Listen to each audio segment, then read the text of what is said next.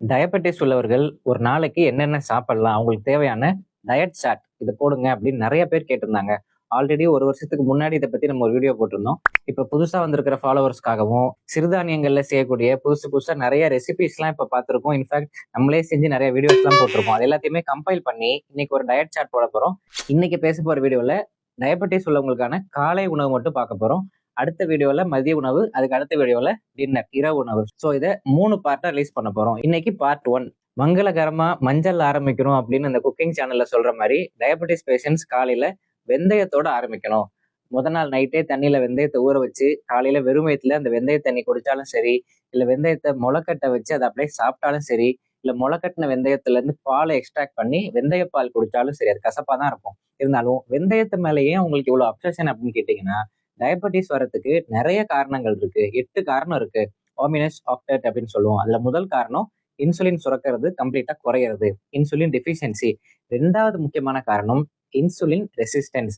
அதாவது உடம்புல உள்ள இன்சுலின் கரெக்டா சுரக்குது, அதை மசில்ஸ்ல இருக்கக்கூடிய ரிசப்டார்ஸ் எடுத்துக்க மறுக்குது. இதுதான் இன்சுலின் ரெசிஸ்டன்ஸ். அந்த இன்சுலின் ரெசிஸ்டன்ஸை வெந்தயம் கண்ட்ரோல் பண்ணுது. இன்சுலின் ரெசிஸ்டன்ஸ்க்கு ஒரு சிறந்த மருந்தா இருக்கு வெந்தயம், ஃபெனுக்ரீக் அப்படின்னு அவ்வளோ ரிசர்ச் பேப்பர்ஸ் பப்ளிஷ் பண்ணியிருக்காங்க. இது எல்லாமே சயின்டிபிக்கலி ப்ரூவன் ஒன், அதாவது அறிவியல் பூர்வமா நிரூபிக்கப்பட்ட ஒண்ணு. அதனால வெந்தயத்தை இந்த டயபெட்டிஸ் பேஷண்ட் டெய்லி ஃபாலோ பண்ணலாம். சைனஸ் ப்ராப்ளம் உள்ளவங்க மட்டும்தான் அதை அவாய்ட் பண்ணணும். ஸோ வெந்தய தண்ணி குடிச்சாச்சு. அடுத்தது வாக்கிங் போயிட்டு வந்ததுக்கு அப்புறம் டீ குடிக்கணும், காஃபி குடிக்கணும் அப்படிங்கிறது நிறைய பேருக்கு ஒரு ஏர்ஜ் இருக்கும். டீ குடிச்சாதான் எனக்கு டாய்லெட்டே வருது அப்படின்னு நிறைய பேர் சொல்லுவாங்க. அந்த மாதிரி உள்ளவங்க மேக்சிமம் ஒயிட் சுகர் அவாய்ட் பண்ணலாம். இப்போ வெல்லம் சேர்த்துக்கலாமா, நாட்டு சர்க்கரை சேர்த்துக்கலாமான்னு கேட்பாங்க. ஜீனியை விட வெல்லம், நாட்டு சர்க்கரை, பனங்கற்பட்டி இது எல்லாமே கொஞ்சம் கொஞ்சம் கிளைசிமிக் இண்டெக்ஸ் கம்மி தான். முடிஞ்ச அளவுக்கு இனிப்பு எதுவுமே சேர்க்காம குடிக்கிறது நல்லது.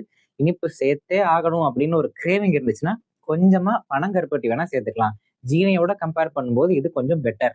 அடுத்தது காலை உணவை மிஸ் பண்ணவே கூடாது. அதுவும் டயபெட்டிஸ் இருக்கிறவங்க காலை 8 மணி 9 மணிக்குள்ள பிரேக்ஃபாஸ்ட்டை கம்ப்ளீட் பண்ணிடணும். என்னென்னு பார்ப்போம்.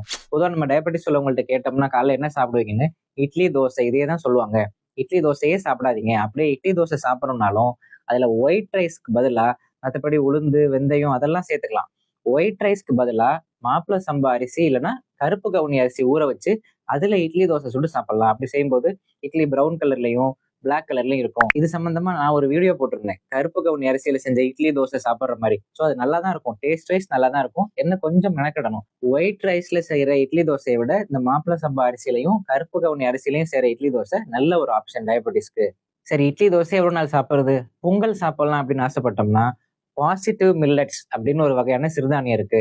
அரிசி மாதிரியே இருக்கக்கூடிய சிறுதானியங்கள் அது என்னன்னு பார்த்தோம்னா திணை, சாமை, குதிரவாளி, வரகு.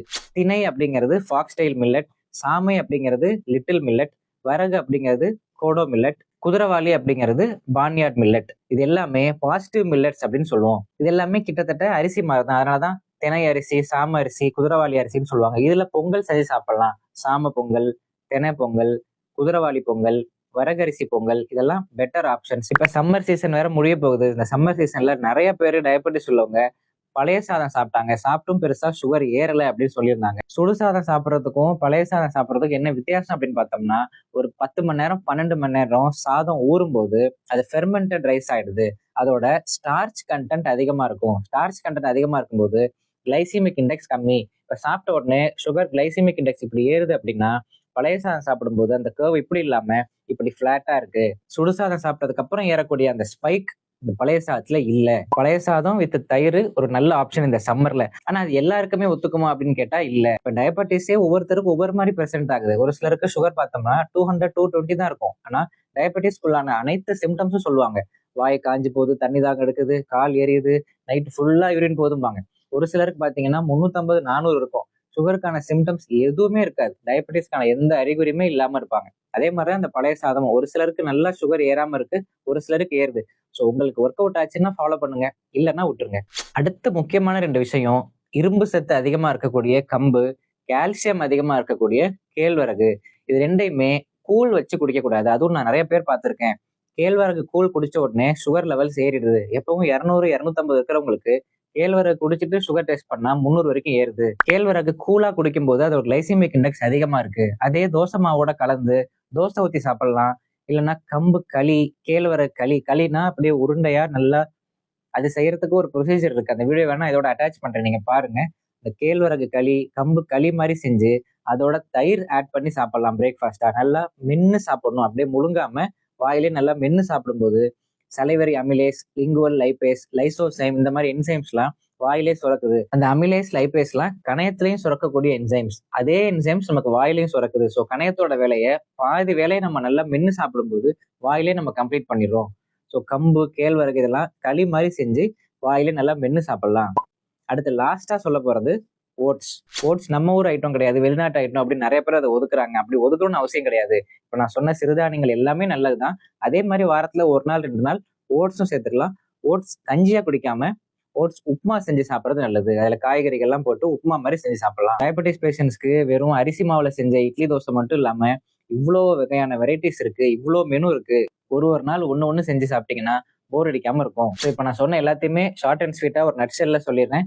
மாப்பிள்ளை சம்பா அரிசி, கருப்பு கவுனி அரிசியில செஞ்ச இட்லி தோசை, பாசிட்டிவ் மில்லட்ஸான சாமை, தெனை, குதிரவாளி, வரகு இதுல செஞ்ச பொங்கல், ஓட்ஸ் உப்மா, கம்பு களி, கேழ்வரகு களி, இது எல்லாமே டயபெட்டிஸ் பேஷண்ட் யூஸ் பண்ணக்கூடிய பிரேக்ஃபாஸ்ட் ஆப்ஷன்ஸ். இதோட இந்த வீடியோவை கன்க்ளூட் பண்ணிடலாம். அடுத்த வீடியோவில் டயபெட்டிஸ் பேஷண்ட்ஸ்க்கான மதிய உணவுக்கு என்னென்ன சாப்பிடலாம் அப்படின்னு டிஃப்ரெண்ட் ஆப்ஷன் சொல்றேன்.